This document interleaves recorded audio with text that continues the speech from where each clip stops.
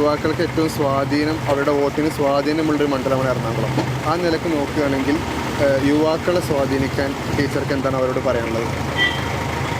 യുവാക്കളുടെ തൊഴിൽ ഏറ്റവും പ്രധാനപ്പെട്ടതാണല്ലോ. സ്വാതന്ത്ര്യാനന്തര ഇന്ത്യയിൽ ഏറ്റവും കൂടുതൽ തൊഴിലില്ലായ്മ അനുഭവിക്കുന്ന ഒരു 10 വർഷക്കാലമാണ് കടന്നുപോയത്. ഏറ്റവും കൂടുതൽ അഭ്യസ്തവിദ്യരായ ചെറുപ്പക്കാരുടെ തൊഴിലില്ലായ്മ നേരിടുന്നൊരു കാലമാണ്. അതിനെ അഡ്രസ്സ് ചെയ്യാൻ ഇന്ത്യയിൽ, കേരളത്തിൽ ഗവൺമെൻറ് ശ്രമിച്ചുകൊണ്ടിരിക്കുന്നു. ഇപ്പോൾ MSME പുതിയ സംരംഭങ്ങൾ, ഇപ്പോൾ ലക്ഷക്കണക്കിന് ഏതാണ്ട് 1.5 ലക്ഷത്തോളം സംരംഭങ്ങൾ ആരംഭിച്ചു കഴിഞ്ഞു. വിജ്ഞാനാധിഷ്ഠിത സമ്പദ് വ്യവസ്ഥയ്ക്ക് കേരളത്തിലെ ഗവൺമെൻറ് ഊന്നൽ കൊടുത്തുകൊണ്ട് അതിൻ്റെ പ്രവർത്തനവുമായി മുന്നോട്ട് പോകുന്നു. ഇതെല്ലാം യുവാക്കളെ ആകർഷിക്കുന്ന പരിപാടികളാണ്.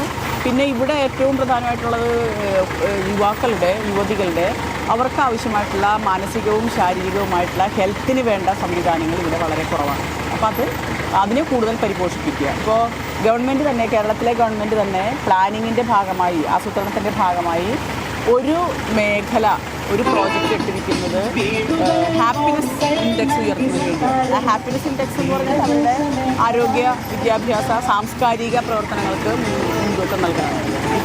കായിക, സാംസ്കാരിക പ്രവർത്തനങ്ങൾ. അപ്പോൾ അതിനുള്ള സ്പേസ് കണ്ടെത്തുക. അപ്പോൾ ഞാൻ ഇവിടെ പ്രചരണത്തിൻ്റെ ഭാഗമായി എറണാകുളത്ത് സ്റ്റേഡിയം ഗ്രൗണ്ടിൽ പോയിരുന്നു.